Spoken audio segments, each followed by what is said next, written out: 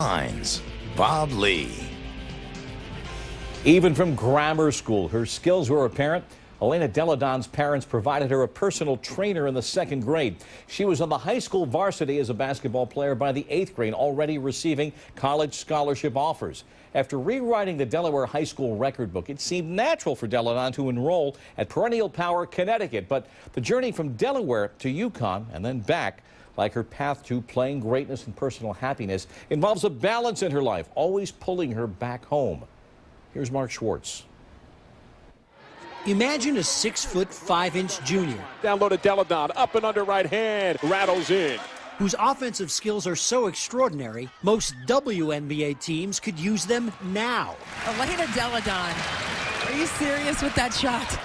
If you can picture Dirk Nowitzki dominating the D-League, then you can imagine Elena Deledon lighting up the Colonial Athletic Association. 3-point shot, got it, at the horn. She leads us in assists, she leads us in scoring, she leads us in rebounding. She does a little bit of everything for us.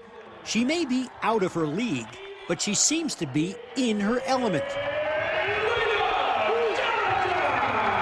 But what is this towering presence with guard skills doing at the University of Delaware, a school that has never won an NCAA tournament game in women's basketball, but this season busted into the nation's top 10? She says she's discovering joy at last. That's what life's all about. It's not about what other people pinpoint you to be. It's about what you want to be and what you enjoy doing. In 2008, Deledon was the #1 recruit in America. And Deledon gets it to go. Just has a great knack to score. She says she was raised to be the future face of women's basketball. She signed with the University of Connecticut, the #1 program in the nation. But after only 48 hours on campus, Deledon left UConn in the middle of the night without telling anyone. You're like, come on, this is a joke. There's no way that this happened. How'd she get home? She didn't have a car. What happened? Connecticut head coach Gino Auriemma says he got the news in a voicemail, driving to work the following day. She said, I apologize, you know, I really love you and respect you and all that other stuff, but I can't do this. 2 days? Shock. That's the only way I can describe it. Just absolute, like, I wish I had a camera. I would have taken a picture of myself going like this, looking at my phone. And what did Gino tell you when you said, I can't do it. I can't come back and play for you? He told me it wasn't burnout and it was homesickness. And little did I know that he was very right. He could see it in my eyes and he knew. What did you see in her eyes? The same look that I saw while she was playing. It didn't look like she was playing with any joy or any happiness or any, like, I love this game more than I love my life, which is what, you know, you would need to do if you were going to be the best player in America. Deledon was skewered on the internet and in the media. Even a former Huskies All-American delivered a direct hit to the 18-year-old phenom. Kara Walters told the Connecticut Post, "It's the most bizarre thing I've ever heard. Better now than to have her affect the team negatively and be like a cancer to the team because she's whacked." I mean, the worst part was everybody saying this girl's crazy. I mean, I heard that I was pregnant. I heard a lot of things, which none of them were true. For 5 months, Deledon says she did not touch a basketball. She quit the sport and spent the season playing volleyball at Delaware. But after what she calls a total breakup, Deledon returned to basketball as a Delaware Blue Hen in 2009. I think Elena's a terrific player, and I would put her in the top 3 in the country. We're going to start out with green. Delaware head coach Tina Martin says Deledon has matured and come full circle over the last 3 years. I think she realized that it really wasn't the game. It was more of her feelings of, I'm not where I think I need to be. And where she needed to be was close to home. Though her game may be pure Big East, her comfort zone is 20 minutes from home. She missed out on a bunch of national championships, but maybe that's not as important to her as some other things. 15-year-old Elena would say that that's incredible and that's everything I ever dreamed of. Me now, that's not important to me. National championships obviously are huge, and it's every team's dream to win a national championship. It's even Delaware's dream. But there's a lot more to it for me, and loving where I am is what's most important, and I'm happy, and I can tell you I probably wouldn't have been happy there. How do you know you wouldn't have been happy there? Because I needed to go through this whole path to figure out myself.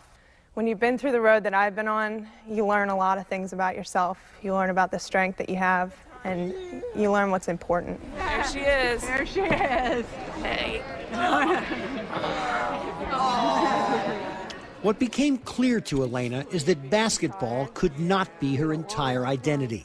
Not when the one person in her life who never knew she played the game and never will is her older sister, Lizzie. That's my sis. That's her. She's the strongest person I know. She's been through over 30 surgeries. She was born deaf, blind, with cerebral palsy. She has autism. She's just incredibly strong, and she perseveres no matter what. Elena's greatest admirer has never seen her make a shot, but she's given her the strength to lift much more than a basketball program.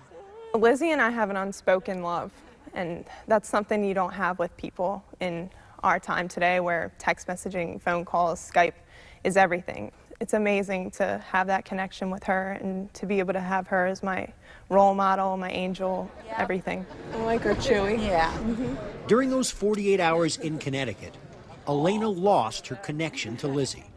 Her father says devotion and love guided his youngest daughter home. It probably is the single biggest thing to her being here. A, it's the reason she's in the state. B, talk about perspective. When you see the special people that came here tonight, it's just phenomenal that she has that inspiration. You're the best. So when you're on the court in a tough game, how do you channel Lizzie in that situation? I have a tattoo on my side, and it's Lizzie inside of angel wings, and I'll actually just pat my side in a tough game, and it's almost just to know she's here with me. I have that fight in me because we have that same blood. She's my family, and she's a fighter, and if I can have some of that fight right now, give it to me, Lizzie, because I need it. And when she showed it to me, being sentimental, I teared up. But Lizzie is an angel here on earth, as most special ed children are. And what Lizzie and Elena have as a bond, it really is heaven sent. Her path to peace was paved with some potholes and some pain, but it's led Elena Delle back home. Life is way more than a game. It's way more than basketball. You need to be happy, and you need to just enjoy yourself, and that's something I'm able to see when they aren't very blessed with any God-given abilities, and they're able to have a huge smile on their face and laugh. April, you made it! I think people are really going to start to see that this is for me, no one else, and I love doing it, and I'll just keep proving it to them. Mark Schwartz reporting.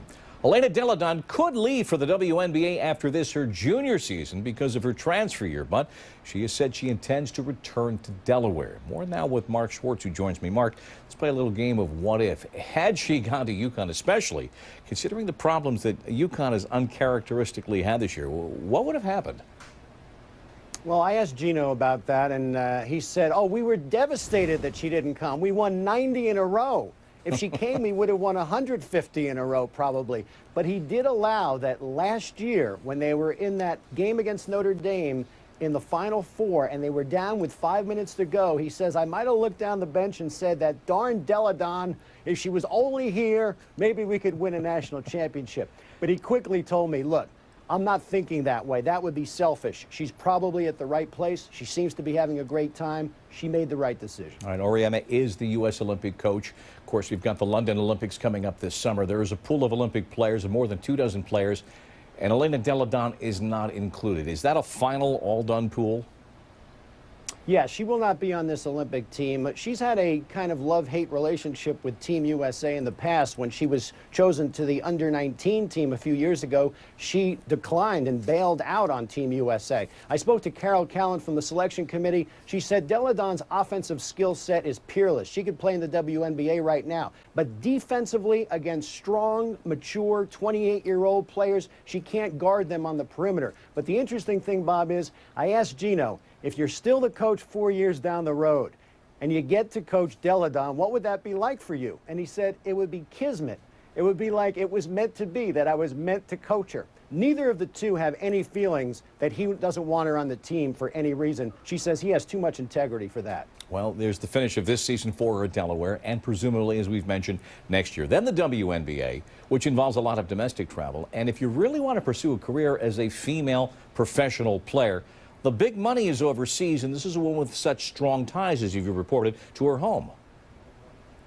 Absolutely. And I asked her about both of those. I said, if you couldn't go to UConn, what makes you think you could play anywhere away from the state of Delaware? She says, look, I'm 22 years old. I'm more mature now. I will take some part of my sister with me, maybe her blanket. I can play in the WNBA. It's not going anywhere. I said, what about overseas? She said, I don't know about that. That seems really far away. That seems really alienating, is the word she used, from my family. So Delle Donne doesn't really need the money. What she needs is to be in touch with her sister and her family. And that's where she's at right now. She seems a whole lot happier, Bob, than when we talked to her 4 years ago. Playing at home. Mark Schwartz, as always, thanks a great deal, Mark. When we continue.